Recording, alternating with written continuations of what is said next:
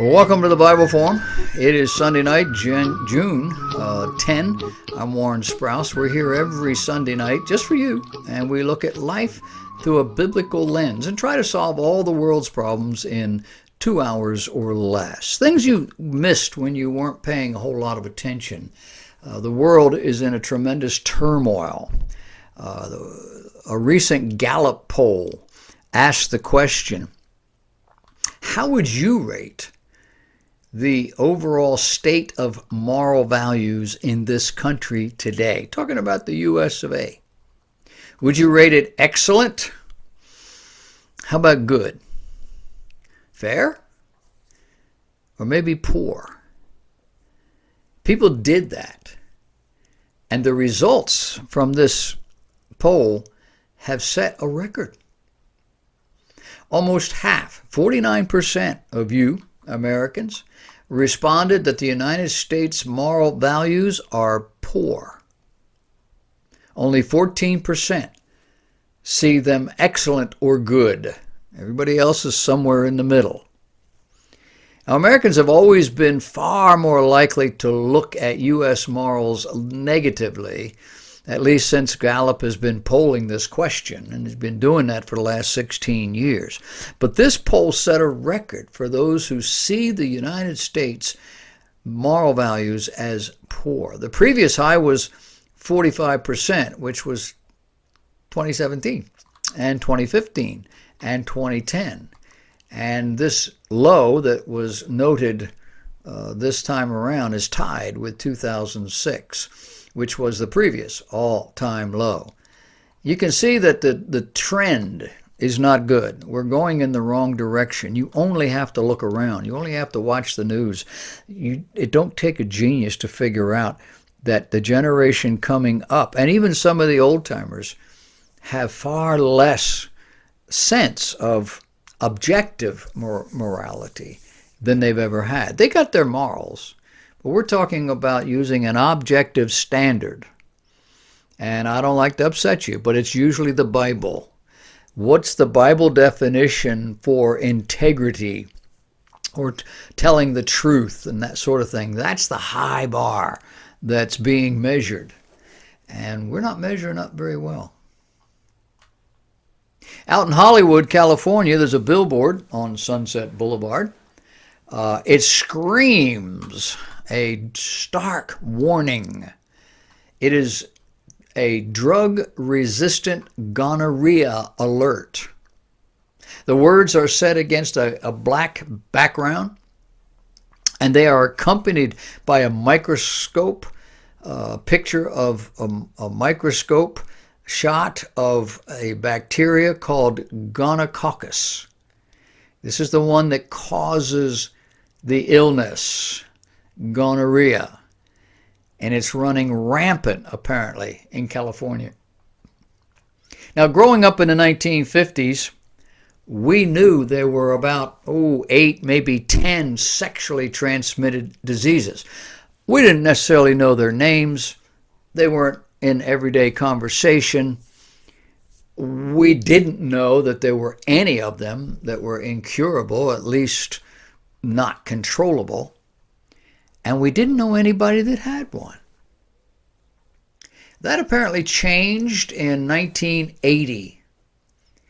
80, 81, somewhere in that neighborhood. If you were alive and paying any attention at all, there was a Canadian man who flew in from, I think, South Africa or someplace in Africa into this country, and he was carrying what we would later call AIDS, AIDS, acquired immune deficiency syndrome. When they found out what was going on, they did what they always do. They did what they did with Typhoid Mary. They tracked this thing down, and they found this guy.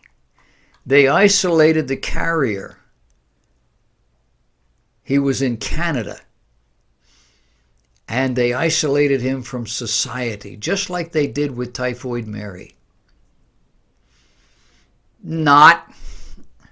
They didn't do it. Instead, they began to educate everybody else on how to be careful not to get it. First time probably in modern medical history that this happened. They required the police officers, the first aid responders, people in the hospital, and anybody that was handling a human body other than themselves or a family to wear rubber gloves. And that's where things changed. Since then, sexually transmitted diseases have decimated the homosexual community. The scientific community seems to have gotten it under control.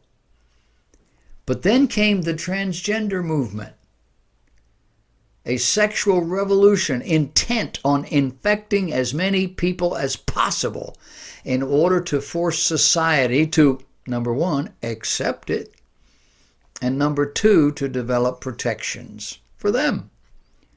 The result here is sexually transmitted diseases have made an alarming resurgence all across the United States.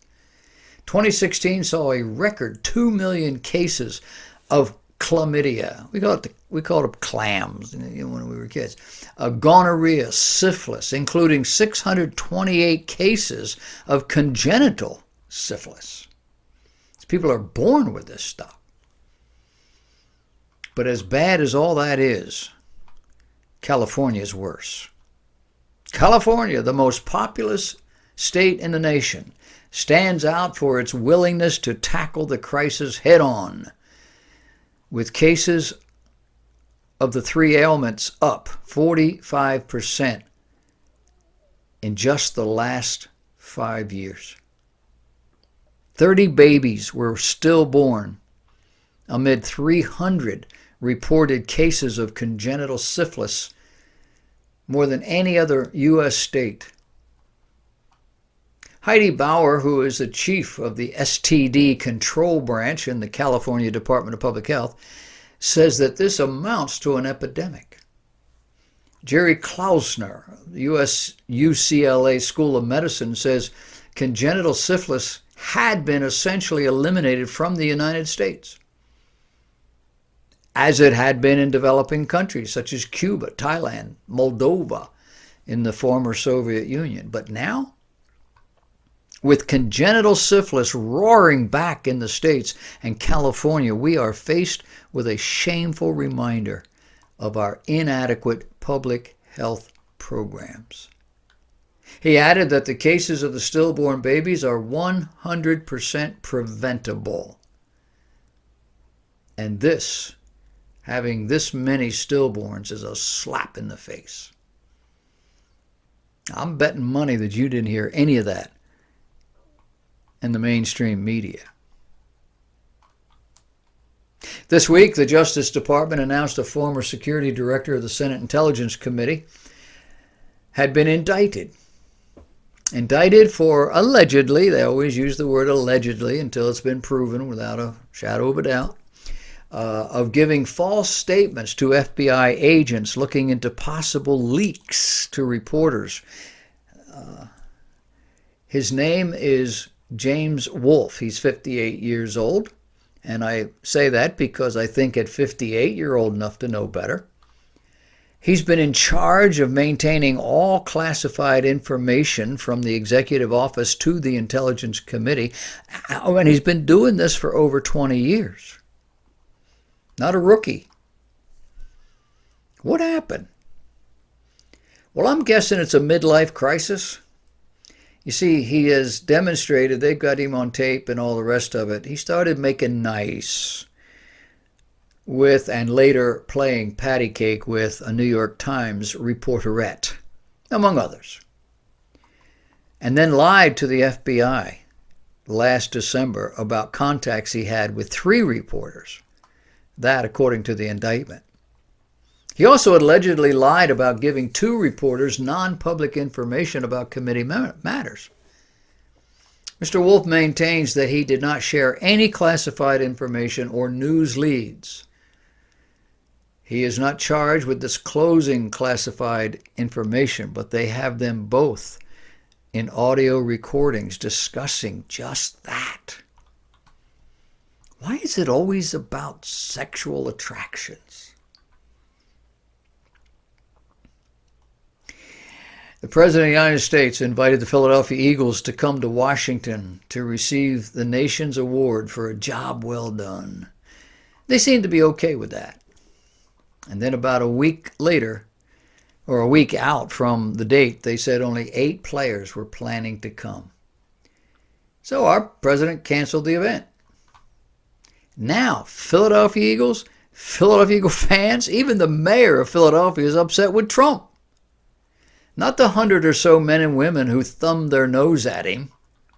And by the way, thumbed their nose at you too.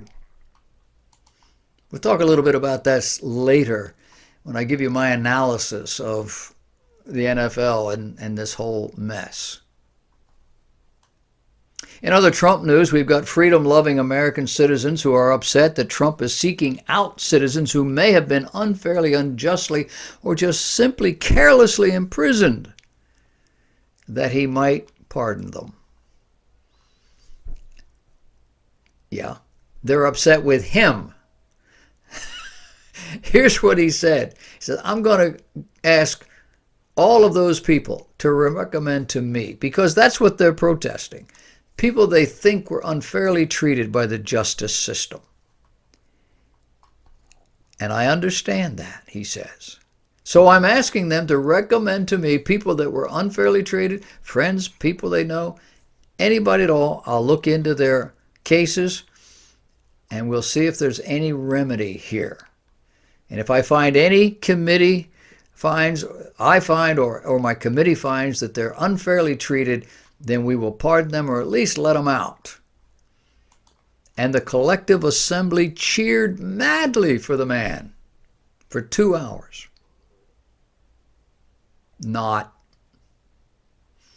This is close to insanity. Now, you know what he's doing, and so do I. He pardoned some people that weren't necessarily high profile, and they were friends of others or maybe friends of his, or he had he thought about it, or they were in politics. It looked like he was just taking care of his friends or people that he wanted to get close to, and they gave him grief. And he said, hey, I'll do it for you too. And they got angry with him for that. Presidents can do this stuff. He's new at it. But you know what?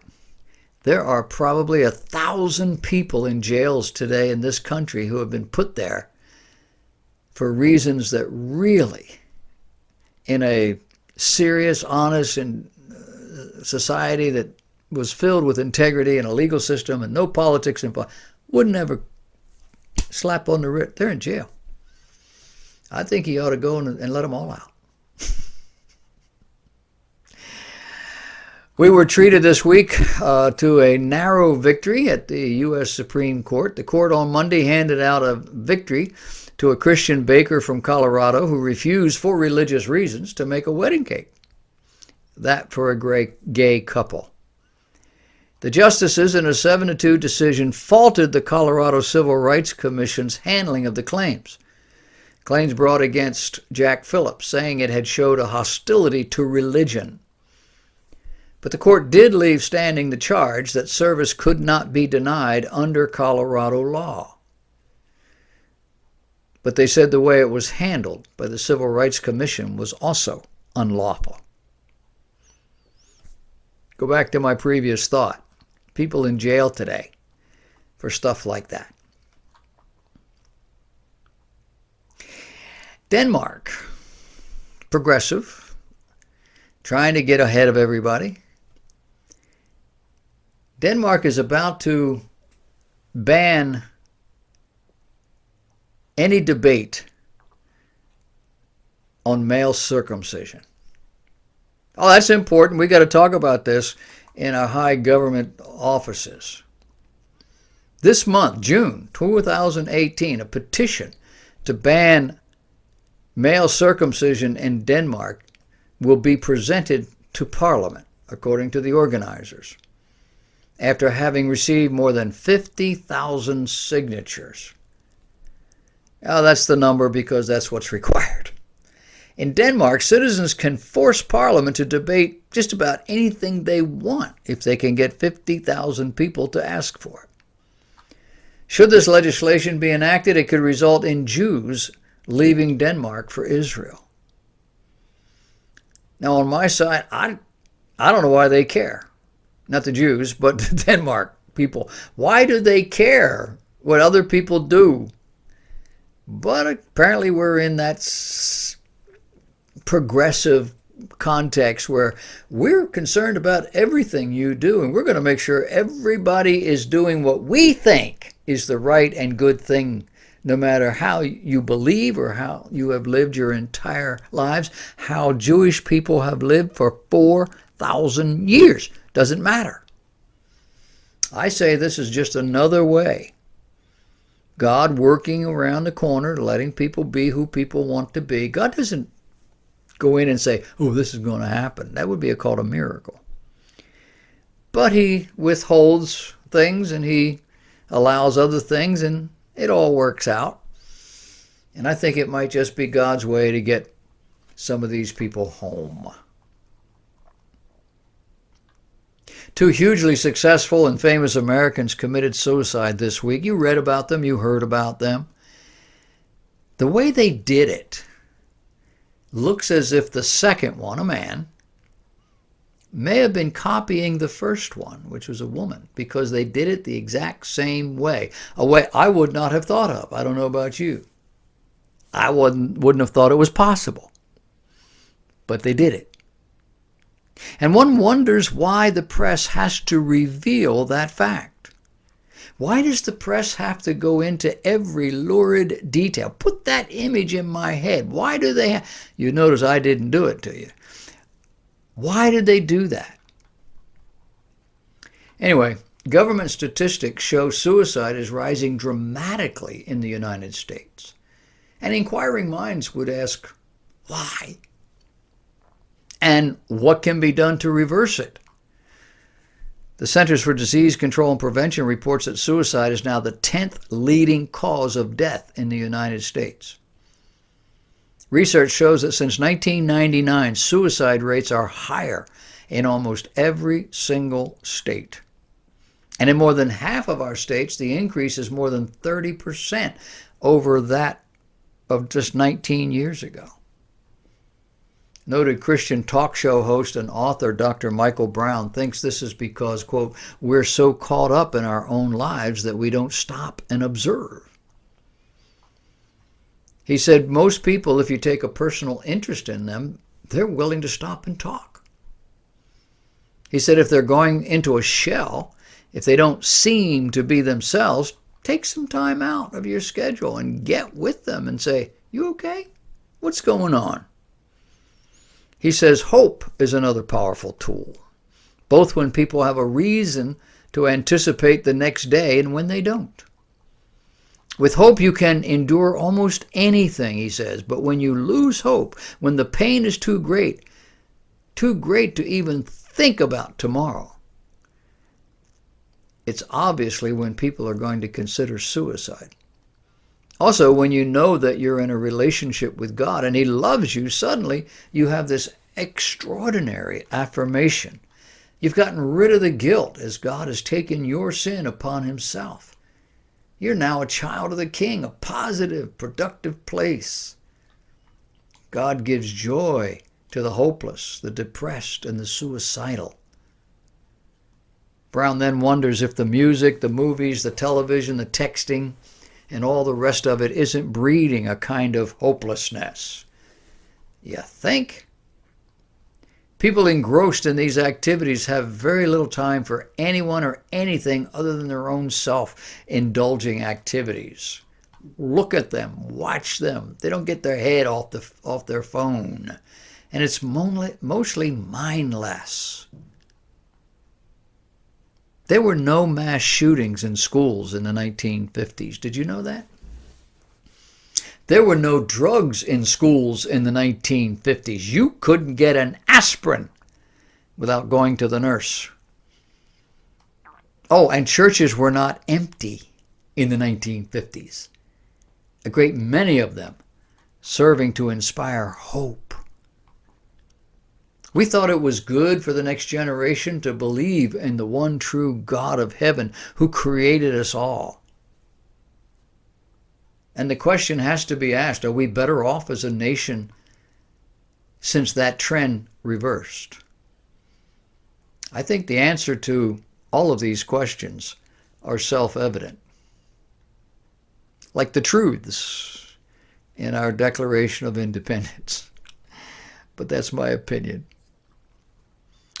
We're going to take a little break here. We're going to go into the next segment around the world a little bit, some volcanoes and some other things. Stick with me. We'll be right back.